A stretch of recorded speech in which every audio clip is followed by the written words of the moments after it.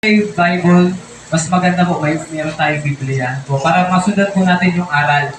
So po, sabi po ng Hebrew chapter 11 verse 5, dahil sa pananampalataya, si Enoch ay hindi nakaranas ng kamatayan. Hindi na siya nakita sapagkat kinuha siya ng Diyos. Sinasabi sa kasulatan, si Enoch ay naging kalugod-lugod bago siya kinuha ng Diyos. So, mapansinin po natin, si Enoch ay hindi po masyadong binanggit sa Biblia. Na po, wala po siyang masyadong parang kinontribute sa Biblia at hindi siya binanggit sa Biblia kung ano yung naging buhay niya. But, sinabi lang po ng Biblia, siya po ay nabuhay ng 365 years. Na po, sino po kaya hanggang ngayon ay naaabot pa ng 100 years? Wala po tayong alam, na po. Pero si Enoch po ay nabuhay ng 365 years. So, pero sabi nga, siya po ay bata pa. Kasi kung tutuusin po natin, yung mga minuto na mga nauna kay Enoch ay umabot po ng 900 years old. So po, si Methuselah ang pinakamatanda sa lahat na umabot po ng 969 years. So po, pero si Enoch ay umabot lang ng 365 dahil kinuha po siya ng ating Panginoon. Sabi po nga dito, hindi siya nakaranas ng kamatayan. So po, at hindi siya nakita sapagkat kinuha ng Diyos. Sinabi ng kasulatan, si Enoch ay naging kalugod-lugod bago siya. That means, po, si Enoch po ay nabuhay na may pananampalataya. Si Enoch po ay nabuhay na sumusunod sa Diyos. Si Enoch po ay may takot sa Diyos. Po, ano yung ibig kong sabihin, kapatid? Po, sa ating buhay po ba, nagagawa po ba natin yung mga bagay na kalugod-lugod sa Diyos? Minsan ba o sumasagi ba sa ating isip na nagagawa ko ba yung karapat-dapat sa kalooban ng Panginoon? Amen. O nagagawa ko ba natin sumunod sa Diyos? Ano po, hindi yung sarili nating kalooban, kundi yung kalooban ng Panginoon. Ano po? O nagbibigay pa ba ng kapangyarihan yung pananampalataya sa atin during trials? Amen. Alam mo, church, ito yung nais ng Diyos ituro sa atin sa umagang ito. Sabi nga sa title natin is Walk by Faith. O, sino na po ba nakarinig ng Walk by Faith? Ngayon lang po ba? Actually, marami na pong nagmensahe patungkol sa Walk by Faith. So ito, mayroong layunin. Kung bakit tayo namumuhay o lumalakad sa pananampalataya? Ano po? So una, sabi nga po dito, bakit kailangan natin ng pananampalataya? Amen? Sabi, why is faith necessary? Amen? Why is faith is necessary? Ano po? Bakit kailangan natin ng pananampalataya? Ano po? Sabi po dito sa number 1, without faith, it's impossible to please God. Amen. Ang pananampalataya, sabi nga, kung wala po tayong pananampalataya, ay imposible na paluguran natin ang ating Panginoon Diyos. Ano po? Sabi po ng Hebrew chapter 11 verse 6, sabi po dito, hindi maaring kalugdan ng Diyos ang walang pananampalataya sa Kanya. Sapagkat sino man lumalapit sa Diyos ay dapat sumanatayang may Diyos at siya'y nagbibigay ng ginpala sa mga humahanap sa Kanya. Ano po? Ibig sabihin, kung meron po tayong pananampalataya, ang Diyos ay nabibigyan po natin ng kaluguran. Ano po? Ang tanong sa ating mga kapatid, ginagawa po ba natin ang ating buhay o sa araw-araw ng ating buhay ay nakakalugod sa Diyos? Ano po? Kasi sabi nga, ang sino man lumalapit sa Diyos ay dapat sumampalataya. Dapat meron po tayong consistent faith sa ating Panginoon. No po, hindi po siya kundi whole faith. Dapat yung buong buhay po natin ay pinagkakatiwala natin sa Diyos. No po, sabi nga, ito yung pagpapakita ng pagtitiwala at pagsunod natin sa Panginoon. No po, sa pamagitan ng pananampalataya. Amen. Number 2, faith moves up to God. No po. Sabi po, sabi nga dito, faith moves up to God.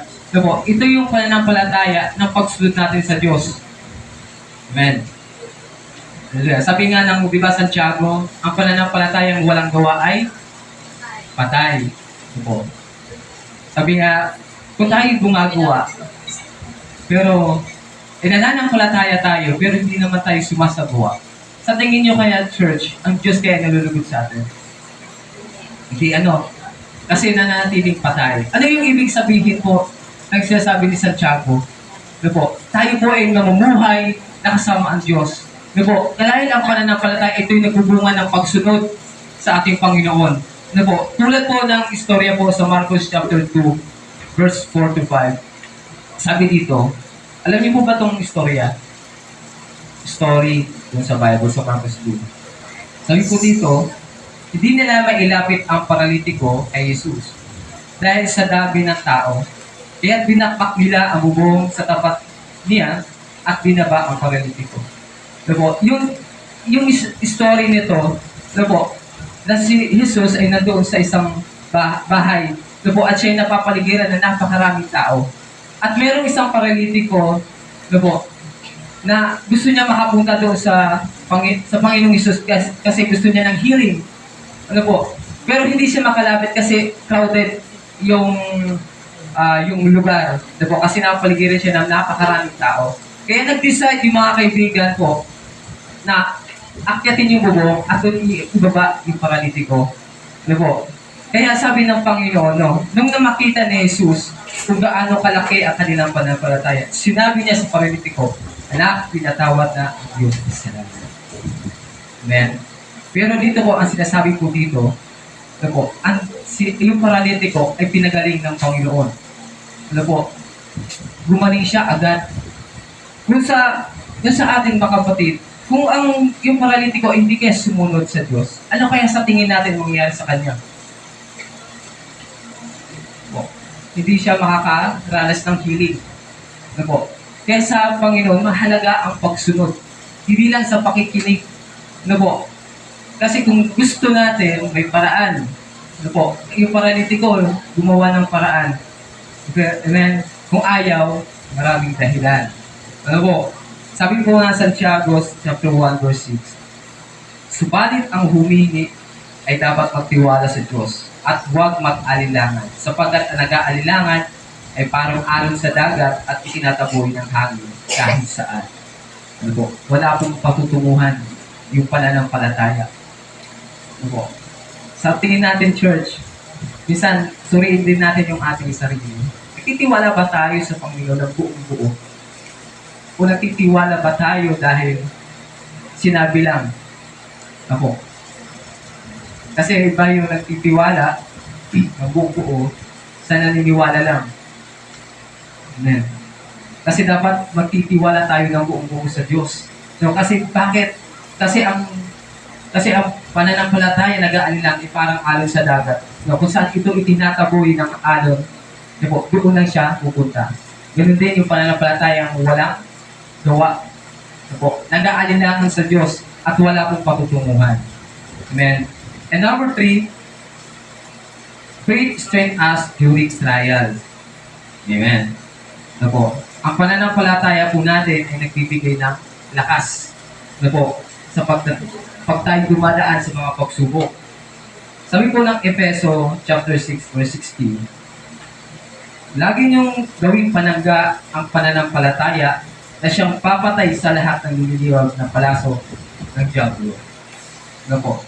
Ano yung ibig sabihin po dito? Sabi, ang pananampalataya ay gawin ninyong panangga ang pananampalataya. Ang siyang papatay sa lahat ng nililiwag ng palaso. Ano yung palaso? Ng diablo ang binabanggit ko dito. Yung po yung palaso ng mga negatibo. Na siya pong binabato sa atin ng diablo. Mga negatibong kaisipan, nagbibigay ng kahinaan sa atin. Mga palaso ng mga pagdududa. Palaso ng mga ng mga kahirapan. Amen? Yung palaso ng mga kasamaan na pinapaisip sa atin at pinaniniwala sa atin ng diablo na walang Diyos. Amen. Hindi, sabi nga, may maraming mga tao na minsan pinag-question ang Diyos dahil bakit doon nasa Po, nandun sila sa kalagayan nila, ng buhay nila, na parang hirap na hirap sila. So, bakit? Kasi kulang po sila sa pananampalataya. Kasi ang pananampalataya, ito yung nagiging panangga po natin. So, po, sa kahinaan at pagdududa. Amen. Yung mga tukso po sa atin, yung po yung panangga po natin, yung pananampalataya. Amen. And dito po, ano po, ngayon po, nalaman na natin yung kahalagahan ng pananampalataya. Ngayon po, nais ng Diyos na ituro naman sa atin, paano ba tayo lumakad ng may pananampalataya? Introduction lang po yun. Abot po ito ng 2 hours. Amen. Inano mo yung- Dapat kumain kayo eh. Na-teach ko yung introduction mo last week. Introduction ko lang po yun. Kaya sabi ko, dapat kumakain kayo sa umaga. Amen. Kaya tinapay lang. Amen. Kasi mahaba-haba po itong usapan. Amen. Sige po, sabi po dito, how do we walk by faith? Paano po tayo lumakad ng may pananampalataya? Ito po. Pag sinabi pong lumakad, ito po, walk sa English. Amen. Ibig sabihin po sa Biblia, ang walk is mamuhay. Ito po, mamuhay tayo na may pananampalataya. Ito po, parang isang anino. Hindi po natin siya pwedeng iwala. Kahit saan po tayo pumunta, kasama po natin. Ang pananampalataya ay ganun din i-illustrate. Ito po, laging kasama. Yung isa buhay, lagi natin. Yung pananampalataya po natin. Ito po, kaya sabi, walk by faith. No, lumakad tayo na may pananampalataya. Pero paano ba tayo lumakad ng may pananampalataya sa ating buwan? Sabi nga sa number 1, walking by faith means believing I don't see it. Amen. So, ang pananampalataya po pala ay naniniwala tayo sa mga bagay na hindi natin nakikita. Amen. Totoo po ba kaya yun? Isinasabuhay po ba natin yung mga bagay na hindi natin nakikita? Pero alam natin na mangyayari. Amen. Wala po ba nag-i-amen? Amen. Dapat maniwala tayo, church. Kasi ito yung tinuturo sa atin ng Panginoon. Alam mo, sabi po ng Hebrew chapter 11 verse 1. Sabi po dito, ang pananampalataya ay katiyakan na mangyayari ang ating mga inaasahan. Ito po. At naninindigan tungkol sa mga bagay na hindi natin nakikita. Ito po. Kasi ang mundo naniniwala kapag nakita na. See is to believe. Maniniwala ang isang tao kung mayroon ng batayan. Naniniwala ang tao pag nakita na yung isang bagay. Ito po. Pero ang pamantayan ng Diyos, maniwala ka muna bago ipakita sa iyo. Believe is to see. Ito po, ang pamantayan ng Diyos. Bakit? Bakit kailangan natin magtiwala? Ito po. Kasi ang faith is meaning, is believing. Ito po, when I don't see it. Ang paniniwala po natin sa isang bagay na hindi natin nakikita. Amen. Sabi po ng 2 Corinthians chapter 5:7. Sapagkat namumuhay kami. Ito po. Sapagkat namumuhay kami batay sa pananampalataya at hindi sa bagay nakikita. Ito po. Sabi ni Pablo, namumuhay sila. Ito po, batay sa pananampalataya at hindi sa mga nakikita natin. Kasi kung magpo-focus ka dito mga kapatid sa mga paligid natin na nakikita ng ating mga mata, ito po, ay magsasanhi po yan ng kahinaan. Magsasanhi po yan ng kahirapan. Magsasanhi po yan ng pagdududa sa Diyos. Nasasabihin sa iyo ng Diablo, hindi totoo ang Panginoon. Kasi kung totoo ang Diyos, wala ka sa kalagayan na yan. Di ba? Kung totoong may Diyos, hindi ka naghihirap. Kung tunay may Diyos, bakit may kaguluhan? Amen. Kung tayo mag-focus doon sa mga bagay ng mga negatibo, church, ano po, ang focus ng Diablo, ibagsak po tayo. But, tayo po, ng ating Panginoon, dumadaan po tayo sa pagsubok. Pero gusto ng Diyos, tayo po, ay, nakapasa. Lumakas yung pananampalataya po natin.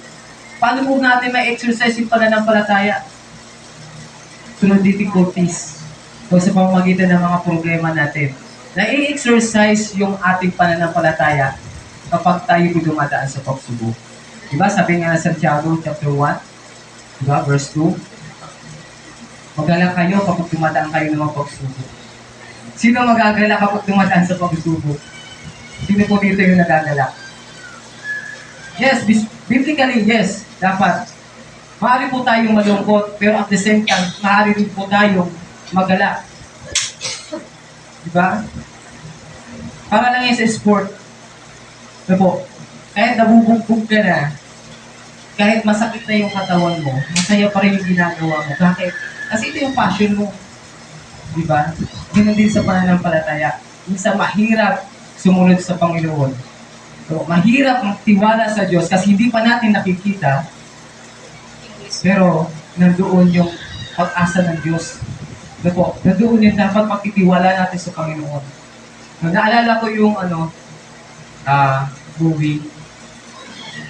Meron, nakita yun na, example ko lang, no, yung movie na napanood ko. Yung bahay na susunog. So, yung bata, wala siyang choice na tumalon.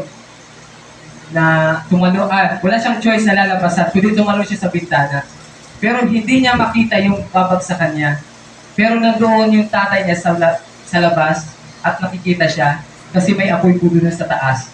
No po. Pero sabi nung nagtatay, tumalong ka. No po. Tumalong ka kasi sasalong kita. Sabi ng anak, tay, hindi ko makita kasi ang kapal ng usok. Pero sabi ng tatay, anak, nakikita kita. Nakikita kita. Huwag kang mag-alala. Oh, minsan daw tayo sinusubok ng Panginoon. No, minsan nahahakbang tayo na hindi natin sigurado. No, minsan pinapahakbang tayo ng Diyos sa mga bagay na walang bagay na hindi natin sigurado anong mangyayari sa atin. Pero I'm sure, ang Diyos ang mag-iingat sa atin. Ang Diyos ang magbibigay sa atin ng pag-asa. Minsan inilalagay talaga tayo sa mga bagay na parang hirap ang sitwasyon. Pero kailangan natin magpatuloy. Kasi alam natin na ang Diyos ang mag-iingat. Yun yung pananampalataya na kahit hindi po natin nakikita, pero nagtitiwala, pero naninindigan tayo na mangyari ang isang bagay. Tulad po na yung ating kids room, pinag-pray. Hindi pa natin nakikita, pero alam na natin na gagawin ng Diyos. Kasi bakit? Kasi magamit dyan sa gawain. Yung chariot, ganun din. We claim, na alam natin mangyayari ang isang bagay. Ganun din sa atin, mga kapatid. Kagalingan, financial, minsan dumadaan tayo sa mga trouble sa pamilya. Pero kung pinagkakatiwala natin sa Diyos ang lahat ng bagay, sabi na po ng 1 Peter chapter 5 verse 7, sabi nga, ilapit niyo ang lahat ng alalahanin sa Diyos, sapagkat siya ang tunay na pamalasakit sa inyo. Ang nais ng Diyos, ilapit natin. Ipagkatiwala natin. Kasi bakit? Kasi ang Diyos may mamalasakit sa atin. Amen. Ito yung gusto ng Panginoon sa atin. Nabuong tiwala. Kahit hindi pa natin nakikita ang isang bagay. Pero alam natin na mangyayari. Amen. And number 2, sabi po dito, walking by faith means obeying God when I don't understand it. Amen. Sino na nakaranas dito na gusto mong sumunod pero hindi mo maintindihan? Gusto mong sumunod pero parang alanganin. Minsan pinapagawa sa'yo ng Diyos parang hindi ko maintindihan kung bakit pinalagawa sa akin ng Panginoon. Tulad po ng kunyari, madali tayong tumulong kapag meron po tayong may bibigay. Pero pag sinabi ng Diyos, tumulong ka kahit hirap ka sa buhay. Gagawin mo kaya, kapatid? Gagawin mo kaya natin? Amen. Kasi ito yung sinabi ng Diyos. Minsan hindi natin naiintindihan ang pwedeng gawin ng Diyos sa ating buhay. Minsan sabihin natin, sa akin ka pahingi, walang-wala rin ako eh. Diba? Minsan gano'n tayo. Pero ito yung pinagagawa sa atin ng Diyos. Nagawin natin ang kalooban ng Panginoon. Sundin natin ang kalooban ng Diyos sa ating buhay. Bakit? Kasi sabi po ng Hebrew chapter 7, 11:7. Ito po.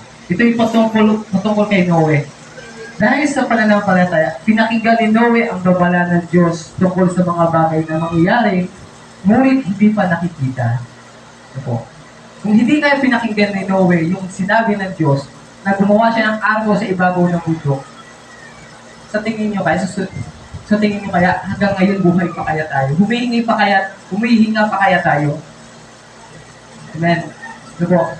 Gumawa siya ng isang malaking bangko upang siya at kanyang pamilya ay maligtas. Sa pamagitan nito, hinatulan ang salibutan, ngunit si Noe ay ibinilang na matuwid dahil sa kanyang pananampalataya. Ano po?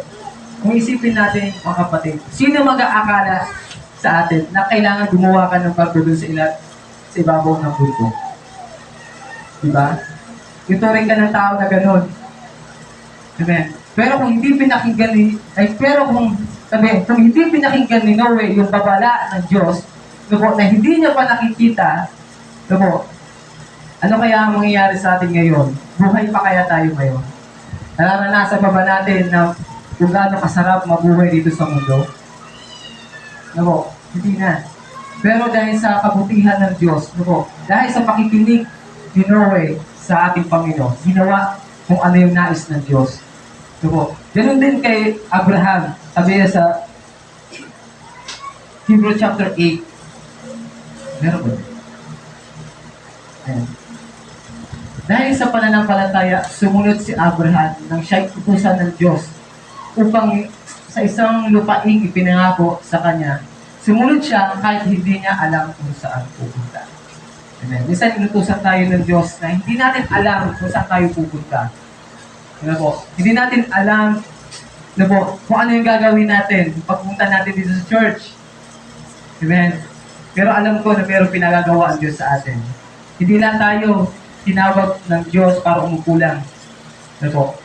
Kasi lahat po tayo tinawag ng Diyos sa isang mabuting bagay. Upang gumawa ng mabuting bagay. Ibig sabihin, kumikilos po tayo.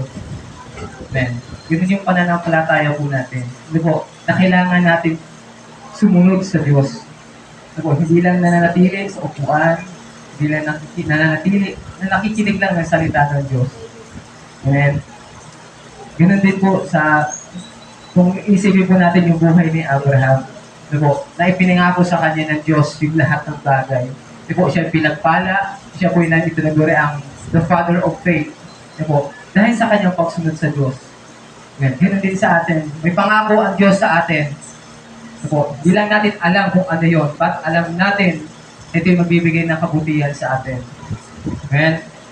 And number 3, sabi nga dito, walking by faith means persisting whether like it. Ano po yung persisting sa Tagalog? Iguhin nyo. Iguhin nyo nga.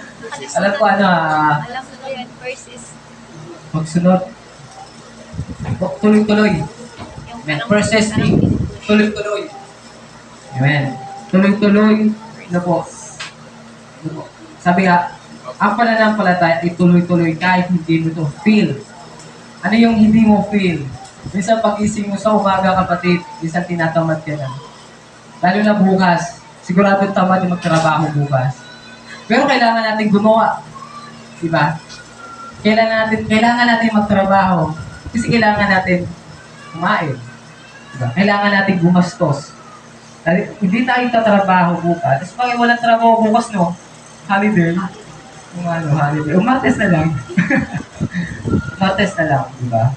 Pero naranasan niyo yung buwan na minsan tamad na tamad ka. Pag-gising mo sa umaga, parang tamad na tamad ka, Pero kailangan mong gumawa. Kahit hindi mo siya feel. Ano po? Ganon din sa ating pananampalataya, mga kapatid. Minsan inuudyukan tayo ng Holy Spirit na manalangin ka. Kahit pagod na pagod ka. Diba? Inuudyukan tayo na manalangin. Inuudyukan tayo na magbasa ng Biblia. Isang verse pa lang, parang tinatamad ka na, di ba? May pagkakataon na ganon. Pero the more tayong hindi natin napipil, kailangan natin, the more natin i-feel yung mga bagay na pinapagawa sa atin ng Diyos. Ano po? Kasi Ganon din sa amin, sa pag-training namin. Ano po, pagkatapos namin mag-training, bukas, kinaumagan, ang sakit ng katawan. Pero kailangan namin mag-training. Kahit masakit yung katawan, kahit hindi mo pwede siya nasundin, pero kailangan mo sundin. Kasi doon ka lalakas. Ano po, yung time po ako nagsisimula sa paggitara, kahit put-put na yung daliri ko, para lang ako matuto, ginagawa ko. Hindi ko siya feel na gawin kasi masakit. Pero ginagawa ko kasi ito yung tama. Kasi gusto kong matuto. Ganun din sa atin mga kapatid. Kaya hindi natin feel yung ginagawa po natin. Kailangan po natin i-feel. Ano po? Kasi kung i-feel lang natin yung gusto natin, ano ba yung mga bagay na ipapagawa sa atin ng Diyos na hindi natin feel? Kunyari, hindi natin feel magpatawad. Pero sinasabi ng Diyos, kailangan mong magpatawad. Hindi mo feel na magbigay. Pero, kailangan natin magbigay. Di ba? E paano yung mga bagay lang na gusto mong gawin? Di ba? Ibig sabihin din natin na susunod yung Diyos. Amen? Sabi po ng Hebrew chapter 11 verse 27. Sabi, ang panampalataya din ang nag-udyok kay Moses na lisanin ang Ehipto nang hindi natatakot sa galit ng hari. Ano matatag ang kanyang kalooban sapagat para niyang nakita ang Diyos. Kung babalikan po natin ang story ni Moises, ang layunin niya para sa Ehipto ay para lisanin. Lisanin ng mga Israelita ang Ehipto. Ano po? Pero dahil sa pangunguna ni Moses, na gusto niyang makalaya at pumunta din sa hari, maaari po siyang parusahan. Pwede siyang matakot sa hari.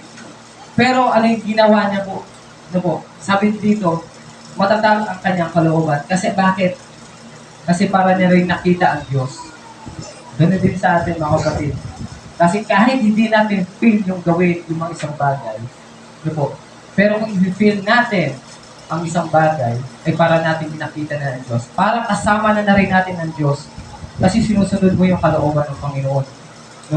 Kasi ang pananampalataya, ito yung bunga ng pagsunod natin. Amen? And number 4,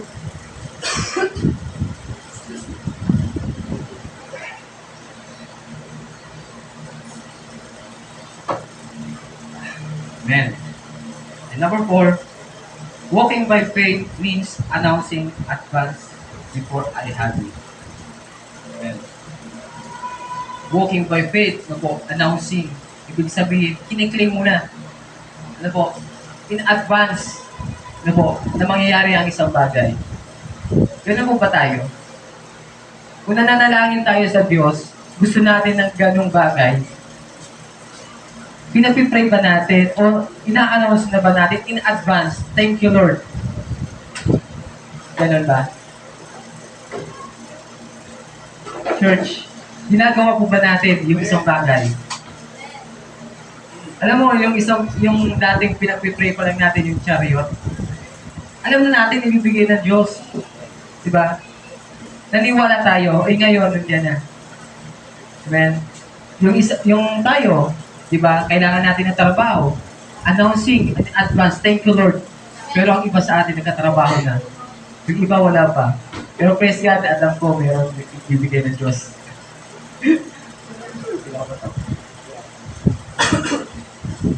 Ano ibig kong sabihin mga kapatid? Kailangan po natin na sa atin, ang pananampalataya po natin, kailangan po natin na ipagkatiwala natin ng Diyos. Alam natin na ang bagay gagawin ng Diyos kahit hindi pa nangyayari. Amen? Kahit hindi pa siya binibigay ng Diyos, pero ipinagpapasalamat mo na. Thank you Lord dahil alam ko na papagalingin niyo ako. Diba? Kahit hindi pa ako gumagaling. Amen? Thank you Lord. I-announce mo na. I-claim mo na kapatid. Diba? Ang iba sa atin, gusto natin ng bahay. Amen? Gusto natin ng bahay. Sa sariling bahay. Hindi tayo mamupahan. I-announce mo na. Thank you Lord. Bakit? Kasi kaya ng Diyos gawin yung mga bagay na kahit imposible, kaya gawin ng Diyos. Diba? Magtiwala ka sa Panginoon. Kahit imposible yung mangyari. Kaya sabi nga ng Marcos, I can move the mountain. Ano po, yung bundok pa, lilipatin mo. Ano po, hindi po ganun yun. Ibig sabihin, kaya ng Diyos na gawin yung imposible.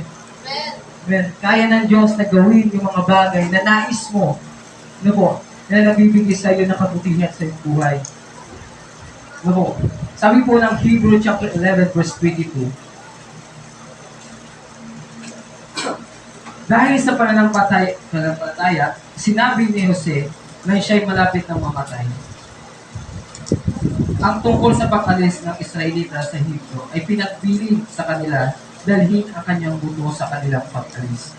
So, ano yung gustong iparating sa atin dito ni Daniel? Ano po? Si Daniel, alam niya na hindi yung kanyang bayan. Alam ni Daniel, tama no? Ni Jose pala, sorry. Alam ni Jose na hindi sila mananatili doon sa bansang Ehipto. At alam ni Jose na darating ang panahon na aalis yung kanyang bayan. Kiniling niya na sa kanyang buhay. Amen.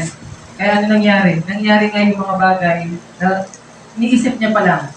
Ganon din sa ating mga kapatid. Kung naniniwala tayo na mangyayari ang isang bagay, at naninindigan tayo, mangyayari ang ngayon. Sabi nga ng Marcos,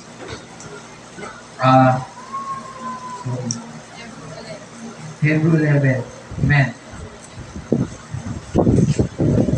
Kaya sinasabi ko sa inyo, anuman ang hingin nyo sa inyong panalangin, maniwala kayong tatanggap ninyo iyon at matatanggap na iyon. Amen. Dapat i-claim na natin mga kapatid na yung panalangin po natin at inihingi natin sa Diyos, mangyayari ang mga bagay na yun. So, kailangan na po natin yung pananampalataya. Lahat po tayo may pananampalataya. Tama? Lahat tayo naniniwala sa Diyos. Pero hanggang saan po ba yung pananampalataya po natin? Ibinibigay po ba natin ng buong-buong? Nagtitiwala po tayo sa Diyos ng buong-buong. Ang pagtitiwala rin po sa Diyos, po may kaakibat ng paggawa. Hindi lang po tayo nananampalataya, nananalangin sa Diyos at wala na tayong gagawin. Kailangan din natin gumawa ng mga bagay. Hindi tayo tinagore si Juan Tamad. Kailangan din tayo maging masigasig. Kailangan natin kumilos. Kung gusto natin ng isang bagay. Pero sinasamahan niya ng pananampalataya. Ito po yung nais ng Diyos na lumakad tayo sa pananampalataya sa ating Panginoon. Amen. Hallelujah. Hallelujah.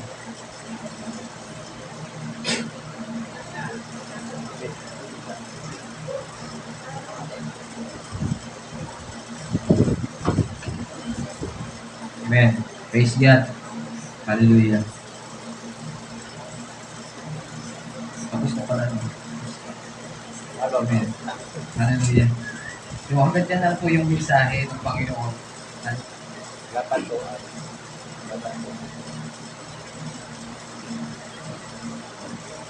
Sa atin mga kapatid, ano yung natutunan natin dito sa mensaheng ito? Ano yung pinapakita sa atin ng Panginoon? So, sa mensaheng ito, na kailangan natin lumakad na may pananampalataya.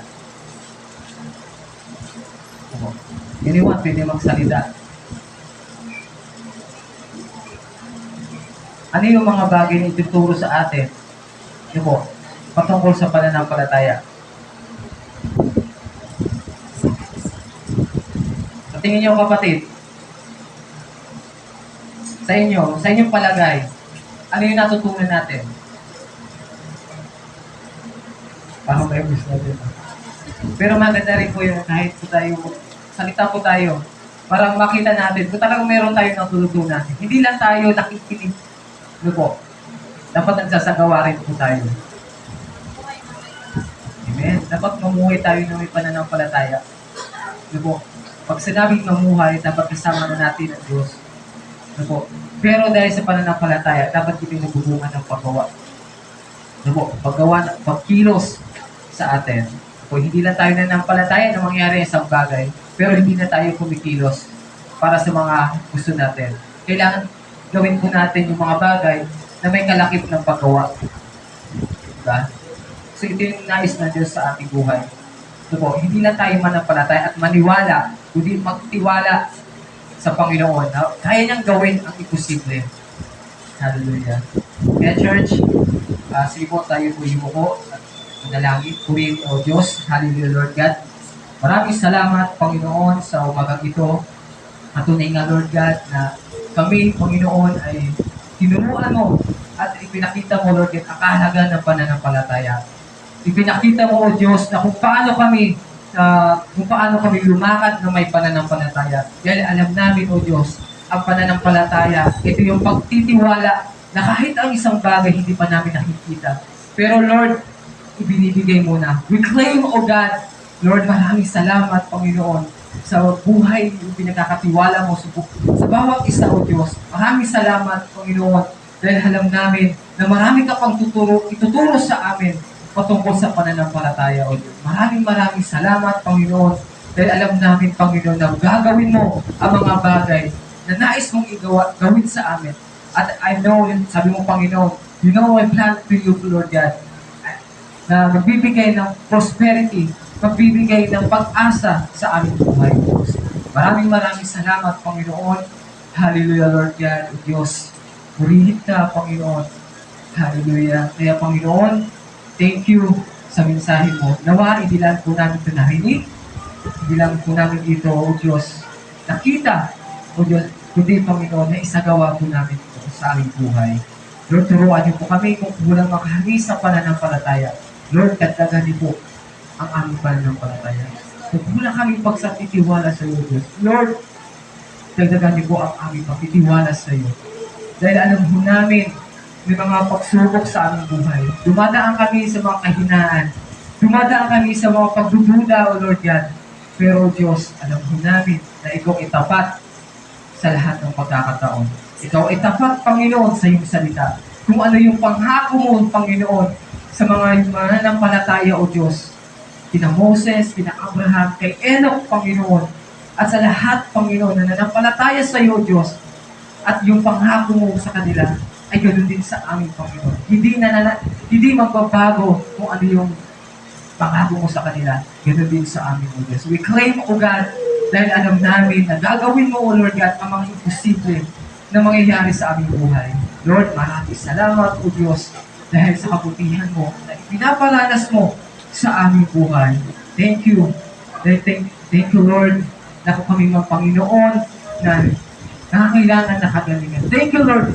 Hallelujah. Dahil alam namin, darating ang panahon, darating ang oras, Panginoon, na ang bawat isa igagaling din sa kanilang mga sakit at Diyos. Thank you, Lord, kung dumadaan kami sa kahirapan, dumadaan kami sa pagsubok, but alam mo namin, Panginoon, hallelujah, na ang isang magsasaka, Panginoon, ay naghihirap, Panginoon, pero alam niya, Panginoon, na siya ay aani, Panginoon. Ganon din ang aming pananampalataya.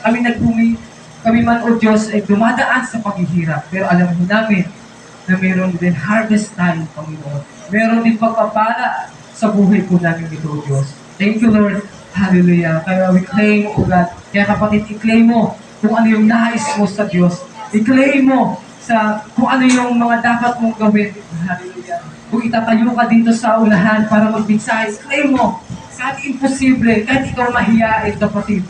Claim, O God. Dahil alam natin na ang Diyos ay nagbibigay sa iyo ng karunungan. Nagbibigay ng kalakasan ng loob, kapangyarihan upang malabanan natin ang lahat ng kahinaan. Thank you, Lord God, dahil alam mo namin na lahat ng bagay ay ginagawa mo to para sa kabuhat-buti namin. Hallelujah. Maraming salamat sa presensya mo, pag-iingat, pagpapala sa buhay ko na bawat isa. Maraming salamat sa iyong papuri, sa iyong pagsamba at pinakulila. Sa pangalan ni Jesus. Amen.